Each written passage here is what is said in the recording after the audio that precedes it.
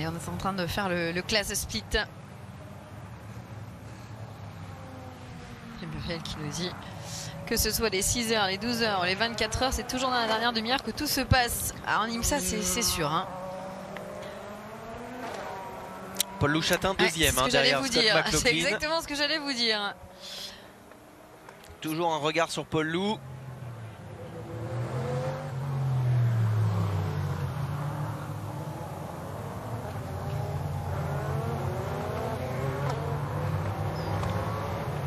Oh, bon, on s'est fait peur en LMP2 là en chauffant les pneus. Et vous savez quoi, Adrien, je crois pas que la Porsche du PFAF se soit arrêtée. En tout cas, elle n'est pas marquée.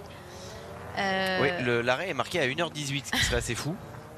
Mais je pense qu'on a un live timing qui est un peu flex. Hein. Parce que tout à l'heure, je l'ai vu marqué en stop, mais il y avait un bug de live timing. Et je peux pas croire qu'elle soit pas arrêtée. Ou elle va s'arrêter sur la fin de Mais non, la fin de la fenêtre, c'est fini. Le problème, c'est qu'on n'a pas vu les GT au stand. Comme en F1, ils ont un double réservoir. Bah oui, mais vu l'écart, il y a 4 secondes 6, je vois pas comment elle pourrait être sortie devant. Vous voyez ce que je veux dire? S'il avait fait l'arrêt, il pourrait pas avoir conservé la tête.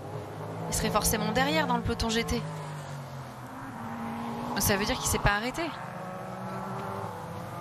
Ah, c'est étonnant. Vous suivez ou pas? Ouais, alors après, attention. Pareil, hein, on a la speed time 1h09 et Jack Hawksworth pour le Vassar Sullivan 1h. 45 minutes pour la Corvette. Non, ça va pas. Non, since la speed. Oh putain, j'y arrive. Non, mais c'est vrai. 1h19 pour la Porsche de PFAF. Moi, j'ai la même info. 51 minutes pour le Vassar Sullivan, 23 minutes pour la Corvette, 25 minutes pour Jordan Pepper avec la Lambo. 21 minutes pour la Mercedes du WeatherTech Racing et 23 minutes pour la Ferrari. Ça colle, mais expliquez-moi l'intérêt de ne pas mettre de l'essence sur cet arrêt au stand. Là, je vous cache pas que je l'ai pas. En tout cas, ça va repartir. Et le drapeau vert avec cette fois Cadillac qui emmène cette course. Jack Aitken en tête devant Mathieu Jaminet. Philippe Albuquerque est troisième. Cadillac devant Porsche et Acura. Les rôles sont inversés.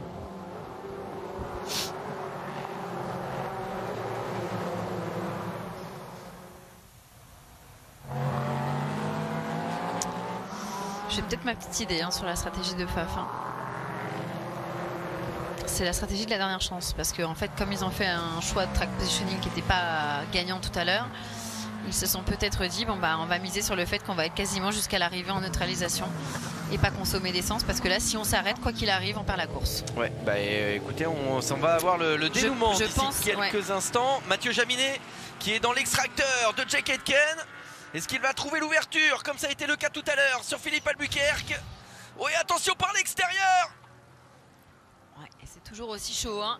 Même il essaie de croiser la trajectoire. Il croise Mathieu Jaminet qui croise la trajectoire. Ouais, Aitken qui l'a sorti. Qui essaie de le tasser. Et là, on est sur deux jeunes pilotes. Hein. Et il est passé Mathieu Jaminet. C'est au même endroit d'ailleurs. Et c'est au même endroit. C'est ce qui me semblait. Hein. Bon. Et sauf que cette fois, il a retenu la leçon. Il ferme les portes.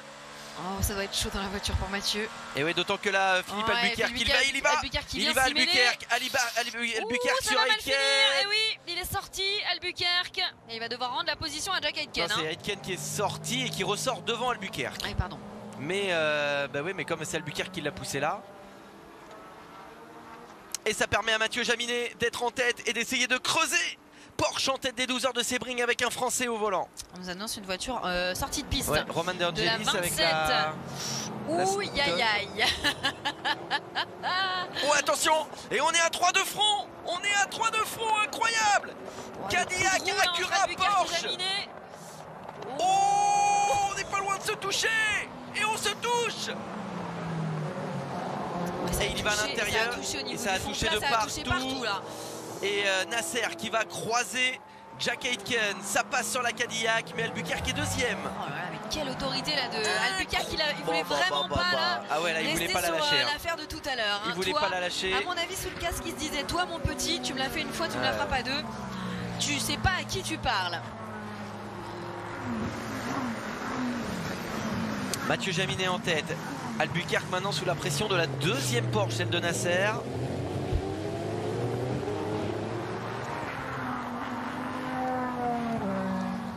ça repart pour l'Aston Martin. Pas de neutralisation, c'est ce qu'on attendait du côté de la direction de course. Décidément, qui met pas mal de temps à sortir les full coursiers. En même temps, on en enchaîne tellement que peut-être on hésite un petit peu. Attention, parce que elle est au ralenti en bord de piste, cette Aston Martin. C'était Marco Sorensen. Elle est repartie s'arrêter de l'autre côté. Hein. C'est pas fini.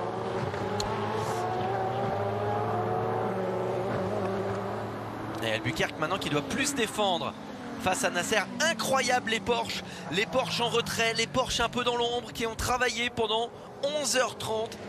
On voyait plus la journée, plus le jour baissait, plus la température baissait et plus les Porsche avaient l'air performantes. Elles se montraient de plus en plus aussi rapides que les Cadillac et que les Acura pour se positionner maintenant favorite sur cette fin de course. Incroyable. On voit ce qui s'est passé. Ouh, bah oui, il y a eu un contact. Bah oui, c'est la Aston Martin de Heart of Racing qui a mis un petit plomb à la Lamborghini. Ouais, de Jordan Pepper. On est toujours sous régime de drapeau vert. On surveille parce que la 27 est toujours signalée en dehors de la piste au virage numéro 12. Mais du côté de la direction de course, on a décidé de laisser rouler pour le moment.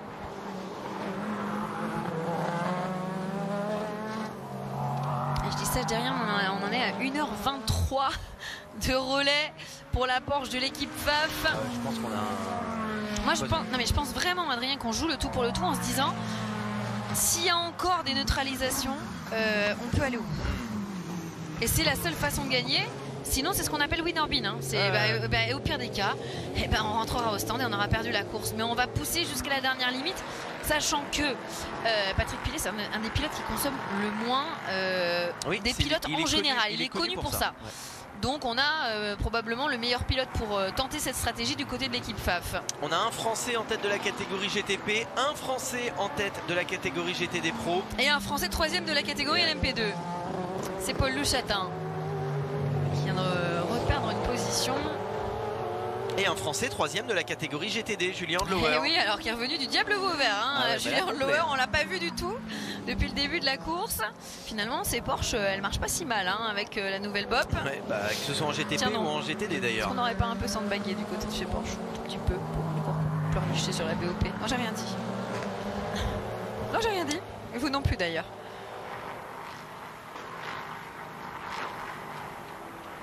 Cette image incroyable à 26 minutes de l'arrivée après 11h34 de course. Porsche, Acura, Porsche. Bon là, Jack Aitken, il a concédé un peu de temps. 4 secondes. C'est clairement un duel Acura-Porsche. Avantage numérique pour Porsche. Pendant ce temps-là, on a Vincenzo qui nous dit il a essayé de nous faire une chastinade, la 27. Ouais, voilà, c'est un peu ça.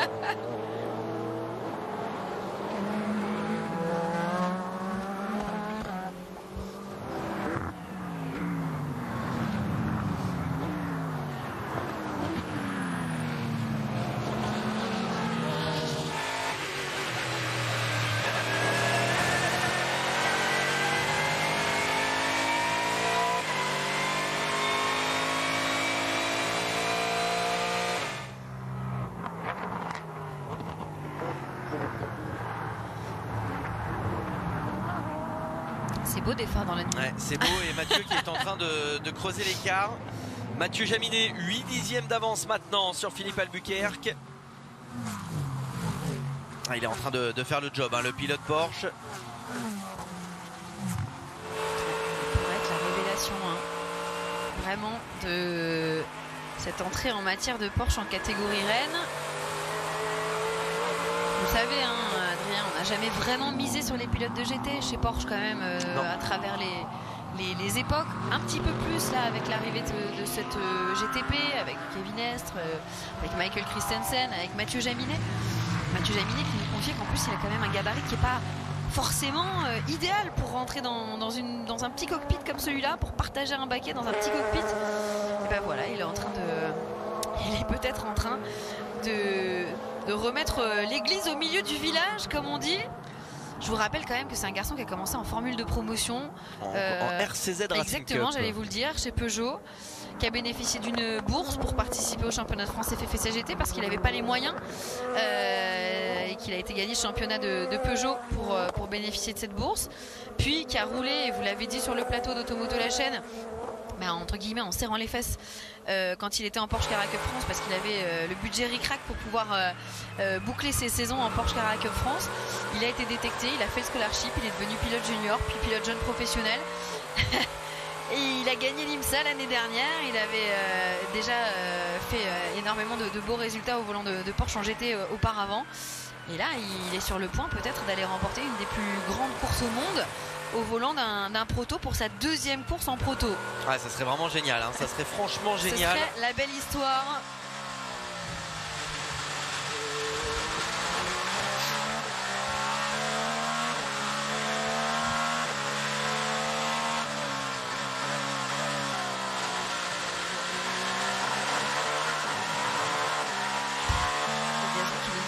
Sur Twitter, j'ai ma montre qui me dit que je suis en plein effort. Non, je regarde juste une course d'IMSA et le Art of Racing qui est reparti.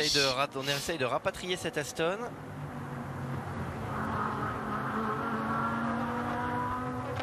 Il reste 23 minutes dans ces 12 heures de Sebring et Porsche qui mène dans la catégorie GTP. On a une autre voiture au ralenti, c'est la numéro 44. Voilà, c'est celle-là. Ouais, non, je crois qu'elle est pas repartie, hein, la 27. La 27, elle est restée tankée. Elle est garée là-bas. On a deux Aston Martin qui vont pas finir là. Et pendant ce temps-là, on en est à 1h28 de relais pour la Porsche numéro 9. Moi j'ai du mal à y croire quand même, hein, mais même si on a fait 1h01 de relais pour la Lexus. Attendez, c'est peut-être la Lexus qui peut tirer les marrons du feu. Hein. Celle de Axworth. Et on a une pénalité à l'instant qui vient de tomber pour la 60.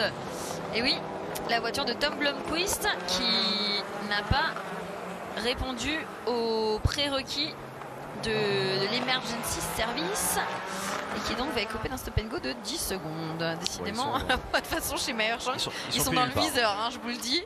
Dès qu'il y a une boulette, ils vont prendre là. Hein. Attention, petit blocage de Mathieu Jaminet.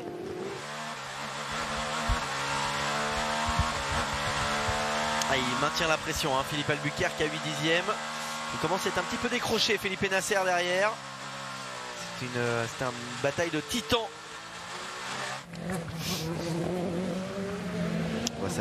Scott McLaughlin, le pilote d'IndyCar, leader dans la catégorie LMP2 devant le pilote Peugeot, Mikkel Jensen. Ouais, c'est ce que j'allais dire, qui est en train de remonter. Là, je regardais les chronos. Mikkel Jensen qui est le plus rapide en piste. Il a déjà repris 4 dixièmes dans le dernier tour à Scott McLaughlin. Paul Louchatin qui est un petit peu plus en difficulté. Ça revient pas derrière, mais clairement, il ne revient pas sur Mikkel Jensen.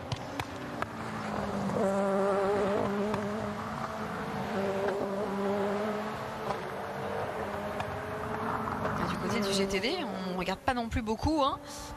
Madison Snow qui devance désormais Rob Follet avec donc un doublé BMW hein, pour le moment dans la catégorie GTD. Et Michael Grenier avec la Mercedes de l'équipe Korthoff, mais derrière c'est ultra serré. Julien Dauer qui a dû céder la 3e marche du podium avec la Porsche de l'équipe Kelly Moss with Riley.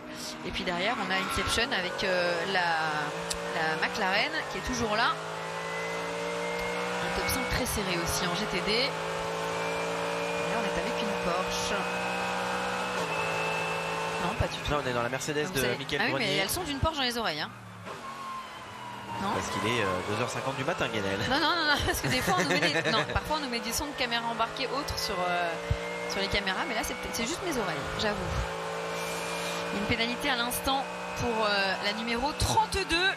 J'ai l'impression de faire le tirage du loto. Justement, on est embarqué avec eux, avec Michael Grenier. Jugé responsable de l'accident avec l'Aston Martin numéro 44 de l'équipe Magnus. Et ils vont perdre le podium dans la catégorie GTD. Oui, ça va faire les affaires de notre petit français Julien Andlauer. Hein. Ouais, qui va pouvoir repasser 3e. Et on a Fred Houssard qui dit le temps ne passe pas assez vite quand une Porsche est en tête. Allez Mathieu Jaminet. Allez, jusqu'au bout, ça peut tenir. 7 dixièmes entre Mathieu Jaminet et Philippe Albuquerque.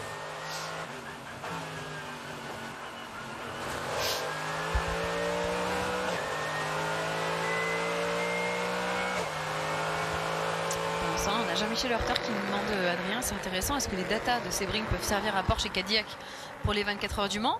Ah bah oui, oui, évidemment. Alors on risque d'avoir une balance de performance différente, hein, c'est une possibilité. Oui, mais là, d'autant qu'on n'a pas encore balancé. Si on a balancé, je vous dis des bêtises, on a balancé sur ce circuit de Sebring, puisqu'on roulait hier. Mais la BOP du Mans est toujours différente des BOP du reste du championnat WEC. Ce qui est sûr, c'est un vrai test de fiabilité, surtout, Adrien. C'est pas par hasard si on teste à Sebring. Combien d'heures a fait la Porsche à Sebring? Attention à Philippe Albuquerque qui est revenu sur Mathieu Jaminet et qui profite. Et le contact, la sortie de Philippe Albuquerque et qui revient et qui tape Felipe Nasser. Et ça a tapé également. Les deux Porsche sont dehors. Les deux Porsche sont dehors. Les deux Porsche sont dehors. Mais c'est incroyable. Mais c'est quoi, l'Acura est détruite. C'est fini pour Acura. Mais c'est quoi cette image de fou? Ouais, bah Mathieu Jaminet est arrêté. C'est Jack Aitken qui va tirer les marrons du feu. Il n'y a plus que lui de toute façon. Et la BM. Et le pauvre et la BM. Mais c'est quoi cette image? Il faut revoir l'image parce que Jaminet s'est décalé au moment où Albuquerque allait Mathieu se décale. Mathieu se décalé pour dépasser un retardataire. Il avait certainement même pas vu qu'Albuquerque était derrière. En fait, il a mis un coup de roue à Albuquerque sans le voir. Mais j'ai cru qu'Albuquerque tapait. Moi j'ai cru qu'Albuquerque revenait et tapait à Nasser. Mais je crois qu'il a tapé les deux Porsche. Il a fait un strike. Les deux Porsche sont arrêtés. Vous avez tout en haut la Acura détruite de Philippe Albuquerque et les deux Porsche en bas sont détruites. Incroyable image. Incroyable. Ouais, et comme nous dit très justement Fred Doussard, c'est ce qu'on appelle un big one en NASCAR. Et là c'est un big one de l'IMSA. Il faut absolument revoir cet enchaînement. Jaminet était dans le trafic, Albuquerque est arrivé de nulle part. Jaminet s'est décalé pour dépasser une voiture de catégorie inférieure. Il a mis un coup de roue. Oh là là, la colère chez Wayne Taylor. Ouais, la colère. Le coup, sincèrement, hein, le coup de roue de Jaminet, le premier coup de roue de Jaminet sur Albuquerque, il le voit pas. Ah non, mais moi je pense que c'est pas volontaire. Mais on va revoir. Regardez, il est gêné.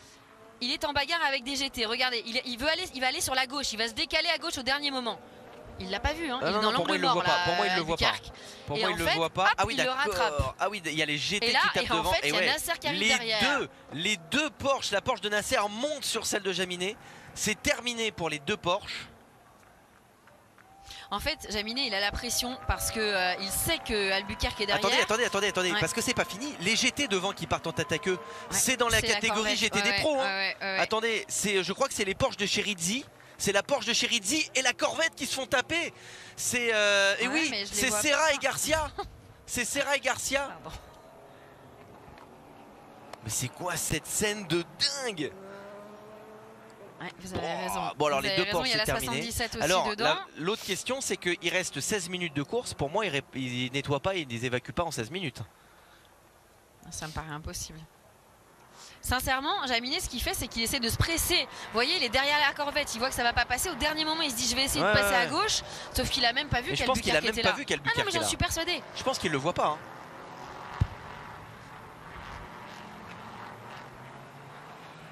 Il va falloir voir qui va survivre.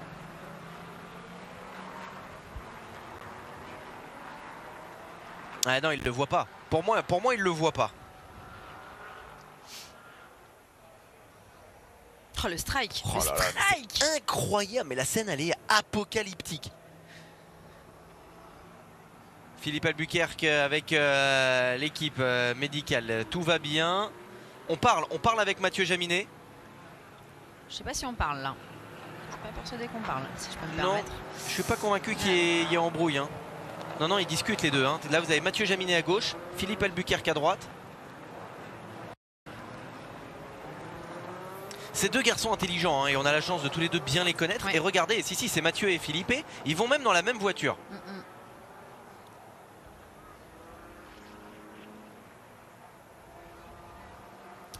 Wayne Taylor. La tête dans la main. Et je vais vous dire, au bout du compte, ce qu'on vient de voir, c'est de la course automobile, ni plus ni moins. D'accord. C'est de la course automobile. Puis alors vraiment, il n'y a pas de manœuvre de mauvais augure. Et d'ailleurs, Philippe Albuquerque, qui tout de suite monte dans la même voiture que Mathieu Jaminet. Voilà, enfin là, il n'y a pas de... Aitken est en tête devant Niki Loli. Il reste 15 minutes. Est-ce qu'on va réussir à évacuer les voitures accidentées? et à relancer ne serait-ce que pour 1 ou 2 minutes et avoir un sprint final. On aime bien faire ça quand même. Hein. Je pense qu'on va mettre un gros coup de pression. Je pense que là on va leur dire les gars. À l'équipe. Enfin là faut l'enlever quand même. Hein. Faut l'enlever, mais ils sont à un endroit où il y a beaucoup d'évacuation. Ils sont dans le premier secteur. Et surtout, il n'y a que des voitures à évacuer. Si je dis pas de bêtises, il me semble pas qu'il y ait des dégâts sur les Regardez, elle est déjà enlevée. Moi, Adrien, je garde juste un œil sur la Porsche de l'équipe FAF qui en est à 1h37 de relais. Je vous avais dit quoi tout à l'heure? On va tenter le tout pour le tout en espérant finir sous régime de neutralisation. Parce que en conso, on sait qu'on va être un peu juste. Et c'est ça où on prend le risque de sauter dans la voie des stands et de perdre la course. Mais on va tout tenter. Vous savez ce qui est fou aussi, hein, c'est que c'est une LMP2 qui va monter sur le podium général. Vous avez raison. Vous avez raison.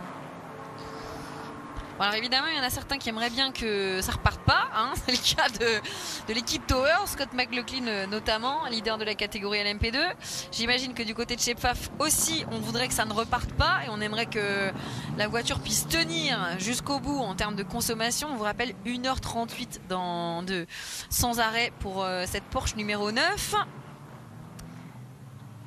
Et on aimerait que ça tienne aussi sans repartir du côté du Paul Miller Racing pour peut-être un doublé BMW en catégorie GTD avec Rob Foley derrière et l'équipe Turner. On a lancé le pass around. Et c'est un short yellow, hein, bien évidemment. On est dans le. C'est pour ça que je vous dis tout à l'heure, le yellow de tout à l'heure, il n'aurait pas dû être standard. Hein. On revoit. Enfin, en plus, il a fait du grind sur le mur à gauche. Hein. Mais le pire c'est Nasser qui en fait ça se joue à pas grand chose et là il monte Nasser, carrément sur la deuxième voiture. Nasser il est arrivé là-dedans, il pouvait rien faire. Incroyable destin pour Porsche 15 ans après qui était sur le point de remporter une nouvelle victoire à Sebring 15 ans après sa victoire avec la RS Spider en 2008. Et puis alors laissez-moi vous dire qu'on est à 3 mois des 24 heures du Mans. Avoir des voitures endommagées comme ça quand on n'a quand même pas, j'imagine, des pièces partout qui traînent partout. On n'arrive déjà pas à fournir les équipes clients qui ont acheté des voitures. C'est ça. Là il faut fournir Jota, il faut fournir Proton. Alors là, Jota, je pense qu'ils peuvent s'asseoir sur leur Porsche. Sur leur Porsche là. Pareil pour Proton. Enfin là. Ouais, il avait. Bon, faut dire que la GT était quand même très près. Hein.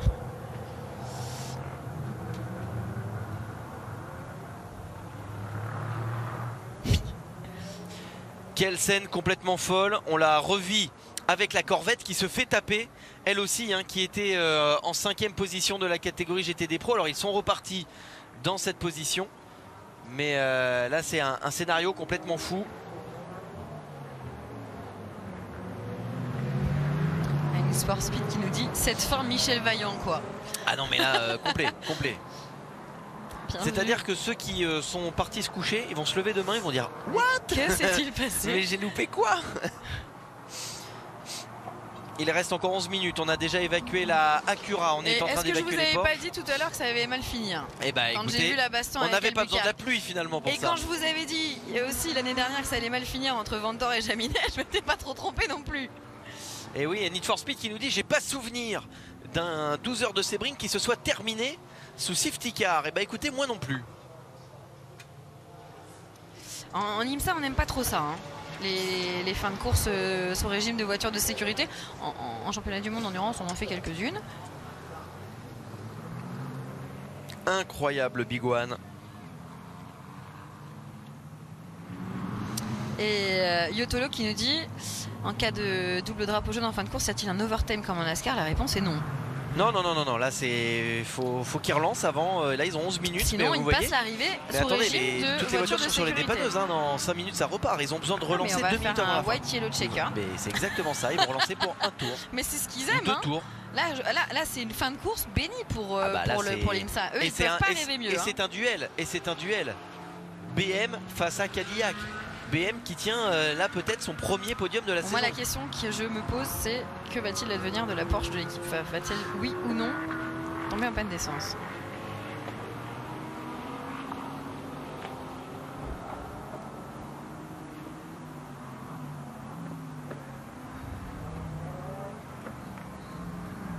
Alors la Acura elle est évacuée, les deux Porsche sont sur les dépanneuses. Il s'agirait de démarrer les dépanneuses. Et regardez, je peux vous dire qu'ils se prennent à mon avis un énorme coup de pression. Là ça va vite, là ça va très je regarde, vite. on intervient quand même à gauche. Je pense qu'il y a une voiture là-bas qui est pas évacuée, hein.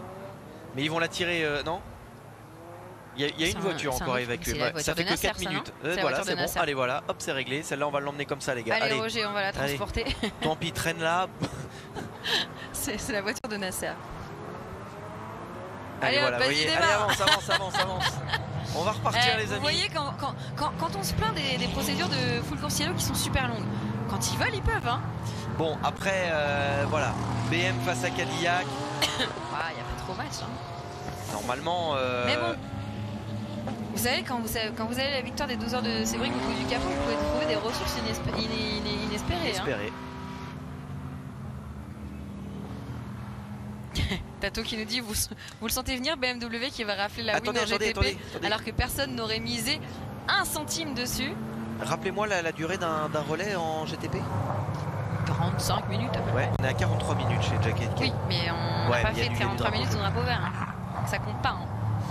Sinon, je peux vous dire c'est combien un relais en GTD parce que c'est 1 heure et Patrick Pinet il en est à 1h43.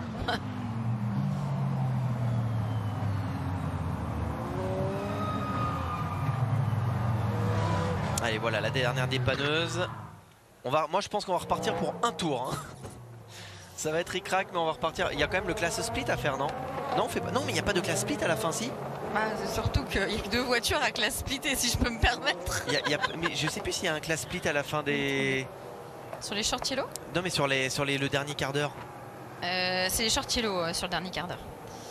Si, il y a un classe split. Enfin, il reste 2 GTP. Hein. Bon, il y a quand même les autres. Il y a quand même les protos LMP, à mettre les avant autres LMP à appuyer. Mais...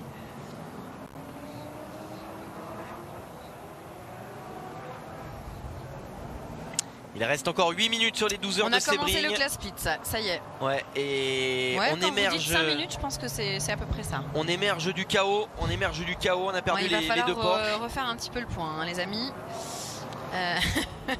Bon, il reste plus que 2 voitures en catégorie GTP, donc il y aura que 2 équipages sur le podium hein, de ces 12 heures de Sebring déjà pour commencer en catégorie Rennes. Oui. Et Jack Aitken, cette voiture, elle a pris le départ en pole position, Adrien. Elle a tout eu. Eux, ils ont tout eu. Hein. Accrochage, pénalité, ils ont tout eu. Et là, voilà, à sa position de départ. Et derrière, une BMW improbable, qui ne demandait rien à personne, qui est quand même resté un tour dans les stands à changer ses freins il y a moins d'1 heure. Du coup, elle a des freins nickel. Elle va pouvoir faire un beau freinage. Est-ce que Niki Loli a envie de tenter un all-in? Franchement, moi à sa place, moi ça. À sa place, je donne tout. Moi, je freine pas. Je demande si je peux casser un peu la voiture. Oh, moi je leur dis les gars, il y a du liquide dans le virage 3-4 là où les Porsche se sont accrochés, je vais peut-être mal freiner. Hein. Est-ce qu'il y a un peu de spare parts? Est-ce qu'il y a un peu de pièces de rechange? On sait jamais. On revoit cette image incroyable, le tournant.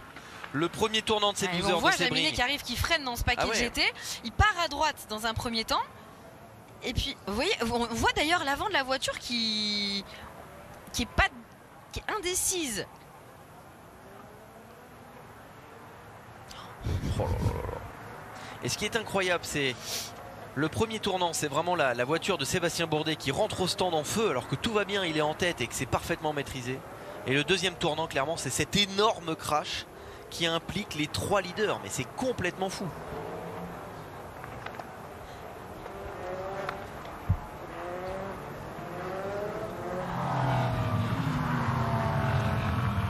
Allez, 6 minutes. 6 minutes restant. On garde toujours un œil sur la tête de la catégorie GTD Pro parce que ça aussi, ce serait le hold-up incroyable. Hein, de pouvoir emmener cette Porsche sur la première marche du podium avec 1h46 sans passer par la voie des stands pour l'équipe canadienne FAF à qui il a manqué hein, justement cette victoire à Sebring l'année dernière.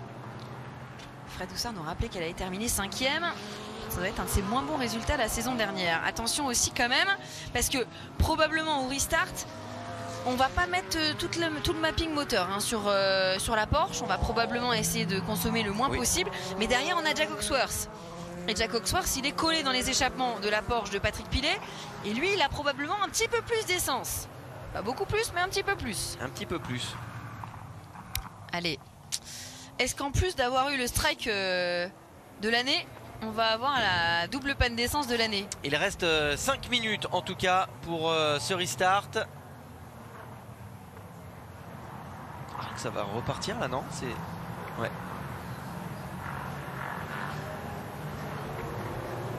Et la BM qui est collée à la Cadillac. Ouais, et ça va repartir là, Adrien. On est sous les 5 minutes. Ah mais non, mais attendez, à mon avis, là, celle qui monte sur la 3e marche de la catégorie, alors pas du général, mais de la catégorie GTP, c'est la Acura de Tom Blomqvist qui est reparti. Vous avez raison, il est toujours là. Oui, il est toujours là, il va voir le drapeau à damier. Et il a carrément, il a volé le départ, hein, on va dire, Jack Aitken, et hop, et il s'est carapaté. Mais... il a dit non, mais les gars, moi je fais pas la course avec vous. Voilà, là il est parti tout seul. Foutez-moi la paix, je vais aller la gagner tranquille. Et le pauvre Nick Kelly, il a rien pu faire. Il est reparti un peu avant la ligne quand même. Bon. Oh, 3 fois rien. Et on surveille la bataille en GT, hein. C'est intéressant aussi, ce serait bien d'aller voir. LMP2 aussi, avec Paul Louchatin qui est à 2 dixièmes. Je vous dis, c'est pas fini, Adrien. Il a pris un bon départ, hein, Patrick Pilet. Il a quand même mis un petit gap sur Jack Hawksworth. Ça serait la consolation quand même pour le clan français après la perte de Bourdet en tête, après la perte de Jaminet en tête.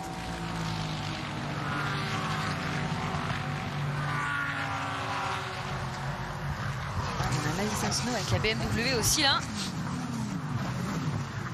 qui est menacée par une autre BMW, c'est celle de Rob Follet. Attention, ouais, attention, c'est chaud en GTD aussi, hein.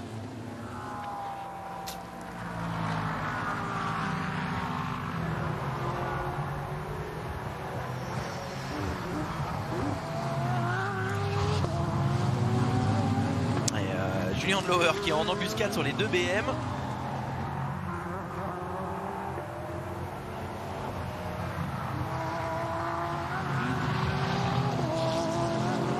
On a les leaders de la catégorie GTD mélangés avec les leaders de la catégorie GTD. C'est ce que j'allais dire, et d'ailleurs Madison Snow, il a fait une bonne affaire en plaçant la...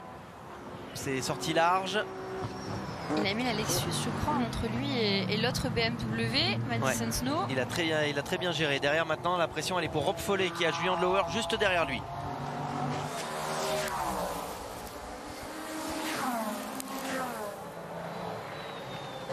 Et Paul Louchatin qui vient de perdre une place en catégorie LMP2 à l'instant. Et Rasmussen qui est passé. Alors, est-ce qu'on n'est pas en LMP2 là justement? Et oui, c'est là par l'extérieur, Rasmussen. Et Paul Lou qui essaye d'insister. Allez, Paul Lou. Allez, lâche pas, lâche pas, lâche pas. Il va rester un tour et demi. Alors, on passe sur la ligne. Hein, on peut avoir encore un tour. Attendez, le leader, on va avoir un tour après celui-ci. Hein, ça fait 2 tours. Ça doit pas faire les affaires de l'équipe PAF. On va se dire, qu'est-ce que je vous disais tout à l'heure aussi sur le temps d'essence, en vous disant attention, parce que en fin de course, si on passe sur la ligne avec 3 secondes restantes, on est reparti pour un tour et c'est pour tout le monde pareil. Moi j'ai du mal à comprendre comment ils auraient tenu 2 heures, hein, quasiment 1h50, même si là-dedans vous enlevez une demi-heure de yellow. Hein.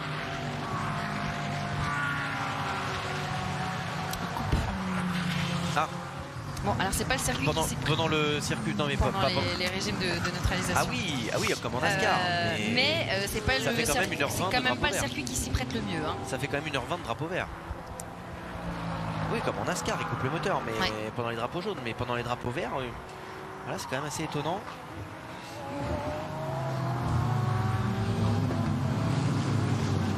Prochain passage, Jack Aitken qui va prendre le drapeau blanc pour rentrer dans le dernier tour, mais on est encore dans l'avant-dernier tour là, hein, pour ces voitures de la catégorie GT. Et Patrick Pilet qui a pris 2 secondes 9 d'avance sur Jack Hawksworth, et pourtant il ne doit pas être dans un mapping. Il n'y a plus d'essence. La voiture est hyper légère. Oui, elle est légère, mais je pense qu'on n'a quand même pas choisi une map qualif. Ouais, mais je pense qu'en fait derrière Jack Hawksworth, il est tellement en bataille avec les autres voitures autour de lui. Dernier tour. Drapeau blanc. Dernier tour pour que Cadillac aille ouvrir son compteur de victoire dans l'ère du GTP, dans l'ère du LMDH. Ils ont été de valeureux adversaires à Daytona. Ils ont montré qu'il fallait compter sur eux dans la catégorie. C'est sorti là. En WEC. Cette voiture de la catégorie LMP2, on est derrière le Tower. Ouais, c'est Jensen qui est en train de chasser qui est sorti très au large. Mais McLaughlin, il a quand même un petit gap de 6 dixièmes. Ouais. Allez, dernier tour pour la catégorie GTD à présent. Avec Madison Snow qui tient bon toujours face à Rob Follet. Allez, en catégorie GTD Pro, le Français Patrick Pilet qui est en tête. Incroyable scénario pour l'équipe FAF Motorsport, les vainqueurs des 24 heures de Daytona l'année dernière et les champions en titre de la catégorie GTD Pro.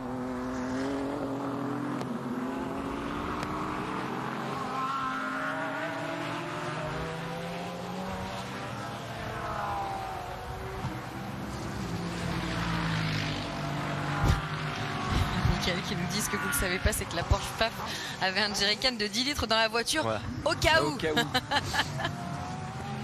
Enfin, en attendant, je vais vous dire, hein, si ça va au bout, il va pas rester très longtemps, si ça va au bout, c'était un sacré coup de poker de l'équipe FAF. Hein. Et là, c'est en train de beaucoup bouger encore dans le peloton. Ouais, on a notamment aussi la Corvette. Et là voilà, cette Cadillac, Jack Aitken qui va écrire une nouvelle page de l'histoire de Cadillac en endurance. Et à quelques mois maintenant des 24 heures du Mans, voilà de quoi motiver une équipe. Victoire de Cadillac, la première de cette saison. Cadillac remporte les 12 heures de Sebring. Nouvelle victoire pour Pipo Derani, sa 4e à Sebring. Exactement. Victoire pour Jack Aitken et Alex Cadillac après la victoire de la saison dernière. Le premier podium de BMW, transparent à Daytona, et surtout podium au général et victoire en LMP2 pour Scott McLaughlin. Après la grosse déception du Tower Motorsport, on s'en rappelle à Daytona il y a 2 ans. Voilà, on se console. Et on suit cette Porsche de l'équipe FAF là, à présent. Et le Français Patrick Pilet, battu l'année dernière hein, aux 24 heures de Daytona. Il est dans la ligne droite opposée, hein. il est pas encore. Il a encore le T17. L'incroyable scénario de cette Porsche numéro 9, accidentée, lourdement accidentée en qualif. Qui est parti dernière. Ils ont relevé la tête. Et la victoire de Patrick Pilet qui remporte Sebring. C'est pas sa première victoire à Sebring, hein, c'est la troisième victoire pour Patrick Pilet en GT à Sebring avec Lorenz Vanthoor. Là je peux vous dire, on peut embrasser le pilote et le stratégiste sur la bouche. Ouais, c'est le stratégiste aussi. Hein. Là c'est à l'expérience. Le pilote il a aussi beaucoup joué sur la consommation, je peux vous dire. Patrick Pilet qui est un vrai pilote de gestion de carburant. On aurait aimé un Français sur la première marche du général. On y a cru avec Sébastien Bourdet, on y a cru avec Mathieu Jaminet. Et c'est Patrick Pilet qui va finalement nous offrir une victoire française. Alors qu'on aura Julien Andlauer sur le podium de la catégorie GTD également. Et donc Cadillac remporte les 12 heures de Sebring. Quelle fin de course incroyable! Quelle fin de course incroyable! Le podium pour BMW.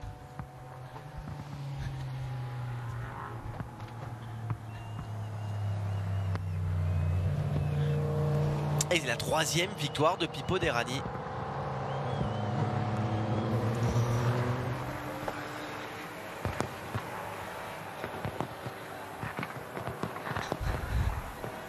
On essaie de se remettre de nos émotions après ce Big One. Le classement final, Jack Aitken remporte les 12 heures de Sebring. On voyait le petit burn également de Felipe Fraga, vainqueur dans la catégorie LMP3. C'est Madison Snow et le Paul Miller Racing qui s'imposent en GTD. Parce que c'est vrai qu'on a parlé tout de suite dans Julien Andlauer. Mais c'est un doublé BMW. Hein. C'est un doublé BMW en GTD. Ouais, avec un podium BMW en GTP. On s'en sort pas trop mal hein, du côté de BM, là. du constructeur bavarois. Je pense qu'on leur aurait dit ça avant le départ. Ils ont dit oh oui on signe tout de suite. Les deux mains. Même s'ils n'ont pas été ridicules, attention, hein, ils étaient dans le match BM. Hein, là, faut pas. On peut pas comparer. Entre la BOP et le travail qu'ils ont dû fournir, entre Daytona et Sebring, ils ont bossé dur. Hein. C'est sûr, mais on peut pas comparer BMW à Daytona et BMW à Sebring. C'est sûr qu'à ce rythme-là, ils gagnent avant la fin de l'année. Hein. Non, mais on peut compter sur eux hein, quand même. Quelle course! Cadillac remporte les 12 heures de Sebring. Mais après un Big One incroyable. Ouais, on a un gros incendie aussi. Ce serait peut-être. Ça va pas être rigolo à éteindre ça. Non. Les fans sont devenus fous.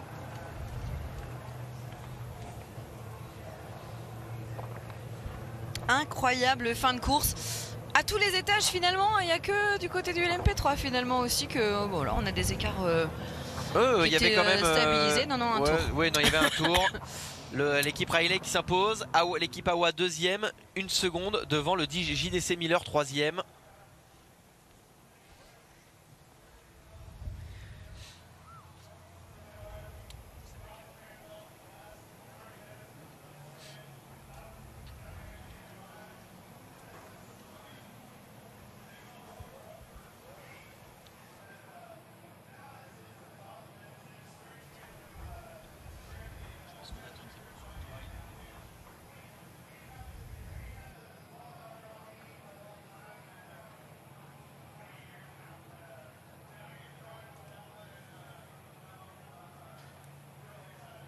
On aperçoit la joie de ce garçon, Jack Aitken. Jack Aitken, on avait suivi aussi un lourd accident aux 24 heures de Spa avec lui. Et Jack Aitken était revenu. On l'a dit, hein, l'année dernière, il était pilote réserviste. Des vertèbres, Jack Aitken, il était l'année dernière pilote réserviste Williams. Mais il a un grand prix en carrière, Jack Aitken. Hein. À Bahreïn aussi, je crois. Jack Aitken, il a roulé en grand prix chez Williams.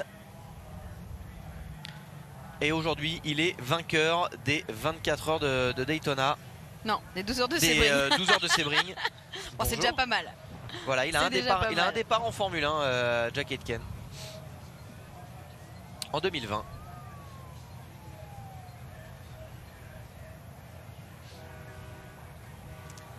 Quelle course folle, on est presque sonné, on imagine que vous l'êtes vous aussi chez vous à cette heure tardive de la nuit. Il est 3h17 en France et on a assisté à un des finishes les plus incroyables de l'histoire moderne de l'IMSA. Mon cher Adrien, avec les 3 leaders de la catégorie Rennes, le GTP qui se sont auto-éliminés. Le strike de Felipe Albuquerque après ce contact avec Mathieu Jaminet qui a finalement emmené Jaminet et Nasser au tapis. Un peu plus tôt, on avait perdu Sébastien Bourdet sur un problème technique, le Français qui menait la danse, pour au final revenir avec la voiture qui a fait la pole position, qui était descendue dans les tréfonds du classement et qui, à la faveur de ces magnifiques courses d'IMSA qui sont toujours imprévisibles, a réussi à rallier l'arrivée sur la première marche du podium. Et Jack Aitken qui va pouvoir sortir et célébrer avec ses coéquipiers. Et on disait en introduction, Pipo Derani, c'est un peu l'homme de Sebring. Il avait 2 pole positions à son actif, 3 victoires en arrivant ici. Et bien, voici une 4e victoire à son palmarès.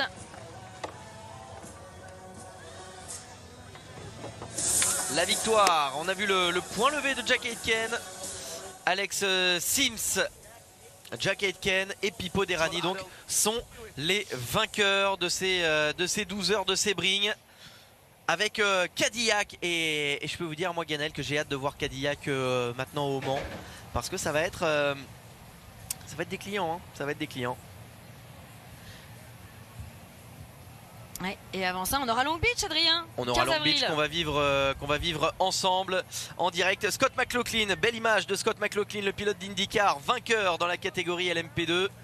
Et surtout, 3e du général. Et Cocorico, victoire française dans la catégorie GTD Pro. La 3e victoire en GT à Sebring pour Patrick Pilet, ça nous fait bien plaisir. Et du côté du GTD, podium français également pour Julien Andlauer qui termine juste derrière un doublé BMW. Voilà pour ces 12 heures de Sebring. Merci d'avoir été avec nous, parce que ça a été une édition absolument historique et surtout extrêmement animée. Et on a hâte de se retrouver pour de l'IMSA sur Automoto la chaîne. Merci Ganel. Long Beach le 15 avril. Long Beach le 15 avril.